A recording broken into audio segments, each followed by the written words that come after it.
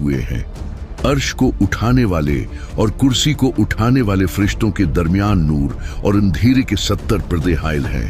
अगर ये पर्दे हटा दिए जाएं तो अर्श के फरिश्तों का नूर कुर्सी के फरिश्तों को जलाकर राख कर दे। ये है उस रब की शान जिसकी हम इबादत करते हैं। अब जरा आयतुल कुर्सी के अल्फाज के अंदर छुपे मुजज़े को समझते हैं। इस आयत में अल्लाह के ऐसे नाम हैं जो इंसान की जिंदगी बदल सकते हैं। सबसे पहले अल्लाह फरमाता है, अल्लाहु ला इलाहा इल्ला हु, अल्लाह जिसके सिवा कोई इबादत के लायक नहीं। ये जुमला तमाम झूठे खुदाओं की नफी करता है, चाहे वो बुत हो, दौलत हो, ताकत हो या इंसान का अपना नफ्स। जब एक मोमिन ये पढ़ लेता है तो वो दुनिया की हर गुलामी से आजाद हो जाता है। वो समझ जाता है कि नफा और नुकसान का मालिक सिर्फ अल्लाह है। न कोई बास, न कोई दुश्मन, न कोई बीमारी उसका कुछ बिगाड़ सकती है जब तक अल्लाह न चाहे। फिर फरमाया, अल हय्युल क़य्यूम, वो हमेशा जिंदा रहने वाला है और सबको कायम रखने वाला है। हम और आप फानी हैं, आज हैं, कल नहीं होंगे, लेकिन वो उल्हाई है, उसे कभी मौत नहीं आएगी। और अल क़य्यूम का मतलब है वो जात जो पूरी कायनात का निजाम चला रही है।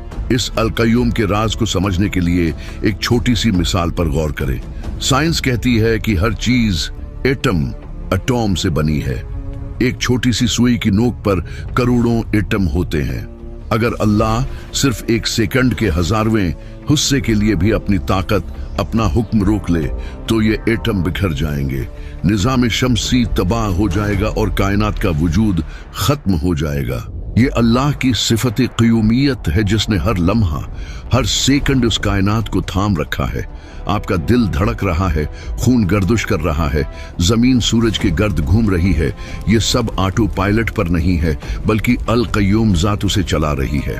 फिर अल्लाह अपनी बेपुनाह ताकत का इजहार करता है, ला तख़ुज़ुहु सिनतुन वला नौम, उसे ना ऊँघ आती है न नींद। हम इंसान कमजोर हैं, 2 दिन जाग लें तो तीसरे दिन गिर जाते हैं। हमें आराम की जरूरत है, लेकिन कुर्बान जाएं इस रब पर जो कायनात का निजाम चला रहा है और उसे एक पल के लिए भी थकावट या गफलत नहीं होती। अगर वो सो जाए तो दुनिया दरम बरहम हो जाए। आगे फरमाया, लहू मा फिस समावाति व मा फिल अर्ज, आसमानों और जमीन में जो कुछ है सब उसी का है। ये जुमला इंसान के तकब्बुर को तोड़ देता है। हम कहते हैं ये मेरा घर है, ये मेरी गाड़ी है, ये मेरा जिस्म है।